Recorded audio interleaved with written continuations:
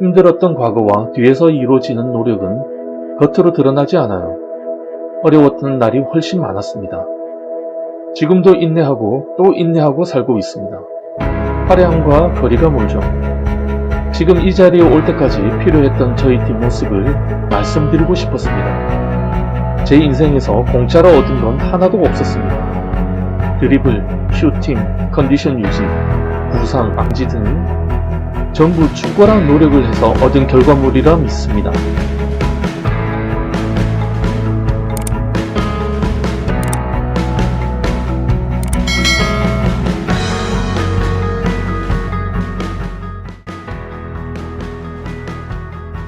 잉글랜드 프리미어리그 득점 랭킹 1위, 유럽 축구 파워 랭킹 1위, 이제 세계 축구계의 월드 클래스로 올라선 자랑스러운 한국인 손흥민.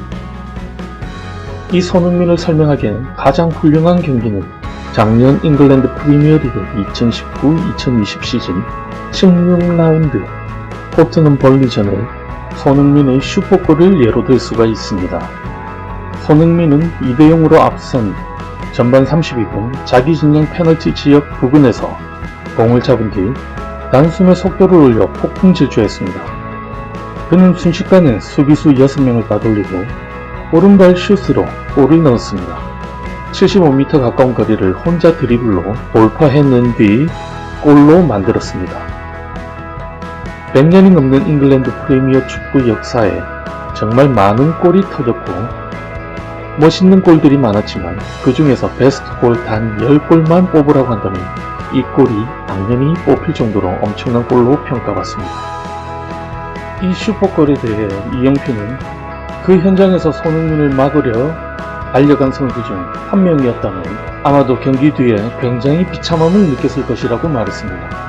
솔직히 수비수라면 정말 참담했을 것이라고 덧붙였죠. 이 골은 한 선수의 다양한 기술의 결정체를 만든 골입니다. 이런 골이 나오려면 우선 스피드가 있어야 하고 공을 자기 몸 범위에서 벗어나지 않게 컨트롤하면서 속도를 유지하는 드리블도 필요합니다. 톡톡 치고 나가는 듯하지만 빠른 속도를 유지하면서 공을 내 몸 안에 놓고 차고 나가는 드리블은 간단해 보이지만 아주 기술적으로 어렵습니다.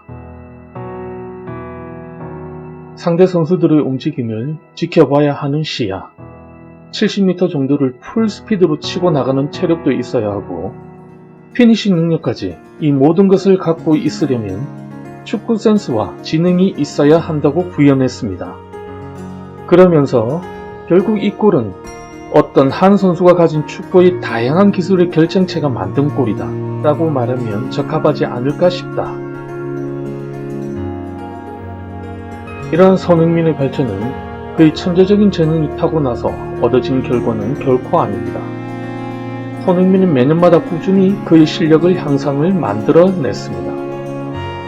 그럼 어떤 면이 그의 그러한 능력을 만들게 했는지 그의 어록을 통해서 생각해 보도록 하겠습니다.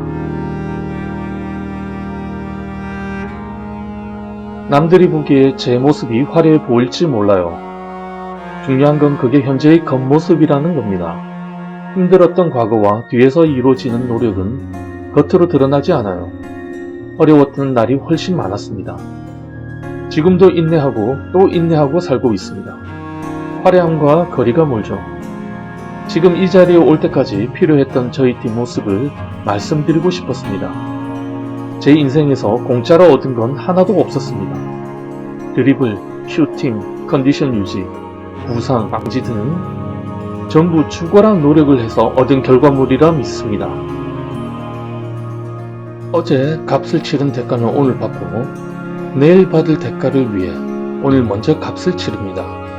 후불은 없습니다. 지금 나를 자제하고 훈련하며 꿈을 향해 달립니다. 나는 매 시즌 더 나아지려고 노력하고 있습니다. 경기장에 나가면 쏟아부을 수 있는 것들을 모두 쏟으려고 합니다. 팀을 위해 모든 것을 쏟아내는 게 내 목표입니다. 아직 나는 어립니다. 포기하는 게 아니라 이 문턱을 넘어 더 높은 산을 넘어갈 수 있게 많은 팬분들이 도와주시고 믿어주신다면 발전하기 위해 끝없이 노력하겠습니다. 나는 프로 선수입니다.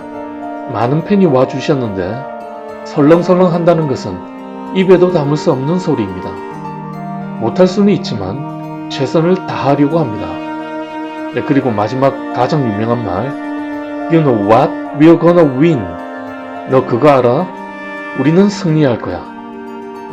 역시 이영표가 몇 년 전 손흥민이 아직 존재감이 드러나지 않은 시기에 손흥민은 2-3년 후 유럽 최고 공격수 중 한 명이 될 것이다.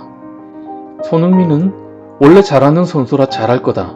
그래서 그가 대성할 거라고 봤다. 손흥민의 플레이 스타일이 심플하고 직선적인 영국 축구와 잘 맞을 거라 생각했다며 단편적인 이야기를 했습니다.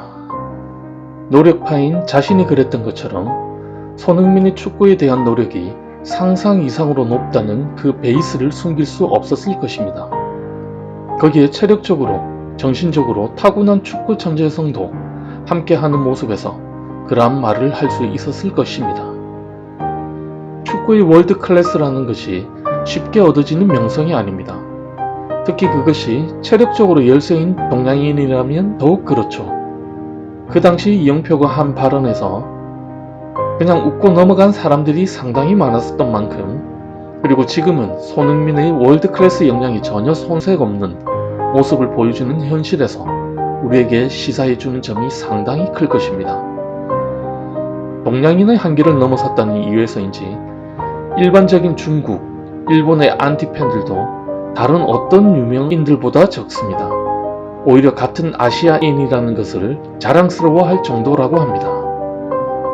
자신의 모든 열정을 투입할 수 있는 업을 가졌다는 것, 또는 전문 분야를 가졌다는 것은 그 자체로만 축복이나 마찬가지입니다. 사람의 노력이라는 아름다움은 그 업을 가지고 그 업에 대한 진정한 사랑에서부터 출발하는 것이니까요. 현재 우리의 일에 한 번 더 사랑을 해보면 어떨까요? 표정을 밝게 하고 내가 지금 현재 하는 일이 나의 천직이라 여기고 어떻게 가다듬고 나의 열정과 결합을 시킬지, 어렵고 힘들지만 노력한다는 자체가 얼마나 나에게 기쁨을 만들어주는지 깊이 생각해보는 시간이 되었으면 합니다.